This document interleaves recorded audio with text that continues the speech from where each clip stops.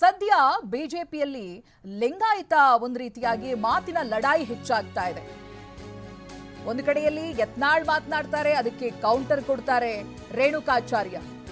Amit Shah entry ಹೊತ್ನಲ್ಲಿ ವಾಗ್ಯುದ್ಧ ಹೆಚ್ಚಾಗ್ತಾ ಇದೆ. ಯತ್ನಾಳ್ ಬಿವೈವಿ ಮಧ್ಯೆ ಲಿಂಗಾಯತ ಲಡಾಯಿ ಜೋರಾಗಿದೆ.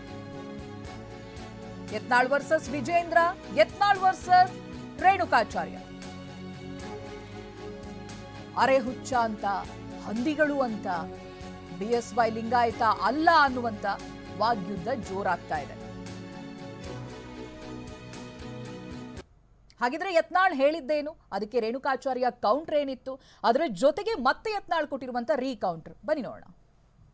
ಮೊದಲೇ ಹೇಳ್ತೀನಿ, ಯಡಿಯೂರಪ್ಪನೇ ಲಿಂಗಾಯತ ಅಲ್ಲ.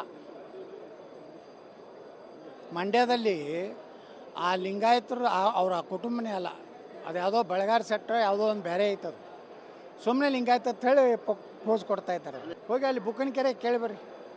ಬುಕ್ಕನಕೆರೆಗೆ ಒಮ್ಮೆ ಒಂದು ಪ್ರವಾಸ ಮಾಡಲ್ಲ, ಹಿಂಗೆ ಕಾರ್ ತೊಗೊಂಡು ಹೋಗಿ ಹಿಂಗೇನೋ ಮಾಡ್ತಿರಲ್ಲ, ಅದು ಹಂಗೆ ಮಾಡಿ ಹೋಗಿ ಕೇಳ್ರಿ ಏನೇನು.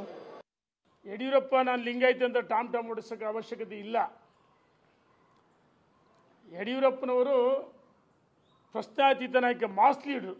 ಹಸಿರು ಶಾಲೆಯನ್ನು ಧರಿಸಿ ಪ್ರಮಾಣ ವಚನ ಸ್ವೀಕರಿಸಿ ಕೃಷಿ ಬಜೆಟನ್ನು ಮಂಡಿಸಿದ್ದ ಈ ರಾಜ್ಯದಲ್ಲಿ ಏಕೈಕ ಮುಖ್ಯಮಂತ್ರಿ, ದೇಶದಲ್ಲಿ ಏಕೈಕ ಮುಖ್ಯಮಂತ್ರಿ ಅಂದರೆ ಸನ್ಮಾನ್ಯ ಯಡಿಯೂರಪ್ಪನವರು. ಯಾರು ಯಡಿಯೂರಪ್ಪನವ್ರ ಬಗ್ಗೆ ಅಗ್ರಹ ಮಾತಾಡ್ತಾರೆ ಅವರೆಲ್ಲ ಡಮ್ಮಿಗಳು.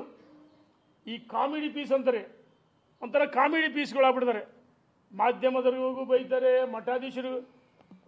ಏನು ಹುಡುಗಾಟಿಕನ್ನ ಪೇಮೆಂಟ್ ಗಿರಾಕಿಗಳು ಸ್ವಾಮೀಜಿಗಳು ಅಂತ ಹೇಳ್ತಿರಲ್ಲ, ನೀನೇ ಪೇಮೆಂಟ್ ಗಿರಾಕಿ. ಬಿಜಾಪುರದಲ್ಲಿ ನಿನಗೆ ತಾಕತ್ತಿಲ್ಲ ಬಬಲೇಶ್ವರದಲ್ಲಿ ಸ್ಪರ್ಧೆ ಮಾಡೋಕ್ಕೆ. ಇನ್ನು ಯತ್ನಾಳ್ ಹಾಗೆ ರೇಣುಕಾಚಾರ್ಯ ವಾಗ್ಯುದ್ಧ ಎಷ್ಟು ಅತಿರೇಕಕ್ಕೆ ಹೋಗಿತ್ತು ಅಂತ ಹೇಳಿದ್ರೆ, ಅರೆ ಹುಚ್ಚ, ಹಂದಿ ಅನ್ನುವಂಥ ಪದಗಳು ಕೂಡ ಬಳಕೆಯಾಗಿದೆ. ಏನ್ ಹೇಳಿದ್ದಾರೆ ಬನ್ನಿ ನೋಡೋಣ. ಅರೆ ಹುಚ್ಚ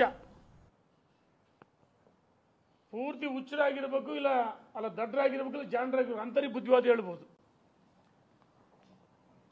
ಕೆಲವರು ಮಲಗಿದಂತೆ ನಟಿಸ್ತಾರೆ, ನಟನೆ.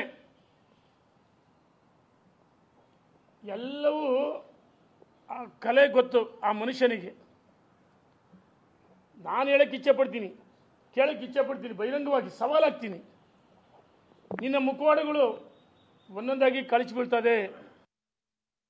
ಮಾಜಿ ಸಚಿವರಾದಂಥ ರೇಣುಕಾಚಾರ್ಯ ಕೂಡ ಮಾತನಾಡಿದ್ದಾರೆ, ನಿಮಗೆ ಬುದ್ಧಿ ಭ್ರಮಣೆ ಆಗಿದೆ, ಆಸ್ಪತ್ರೆಗೆ ಸೇರಿಸಬೇಕು, ಈ ರೀತಿಯಂಥ ಮಾತುಗಳನ್ನು ಕೂಡ ಹೇಳಿದ್ದಾರೆ. ಜೊತೆಗೆ ಎಚ್ಚರಿಕೆಯನ್ನು ಕೊಟ್ಟಿದ್ದಾರೆ, ವಾರ್ನಿಂಗ್ ಕೊಡ್ತಾ ಇದ್ದೀವಿ, ನಾವು ಯಾವುದೇ ಕಾರಣಕ್ಕೂ ಕೂಡ ಹಿಂದೆ ಯಡಿಯೂರಪ್ಪನವ್ರ ಬಗ್ಗೆ ಮಾತಾಡಿದ್ರೆ ನಾವು ಸಹಿಸಲ್ಲ, ನಾವು ಉತ್ತರ ಕೊಡಬೇಕಾಗತ್ತೆ, ಸಮಾಜ ಉತ್ತರ ಕೊಡುತ್ತೆ ಅಂತ ಹೇಳಿಬಿಟ್ಟಿವಲ್ಲ. ಹಂದಿಗಳಿಗೆಲ್ಲ ಉತ್ತರ ಕೊಡಲಾಗುವುದಿಲ್ಲ, ಹಂದಿಗಳಿಗೆಲ್ಲ ಉತ್ತರ ಕೊಡಲಾಗುವುದಿಲ್ಲ.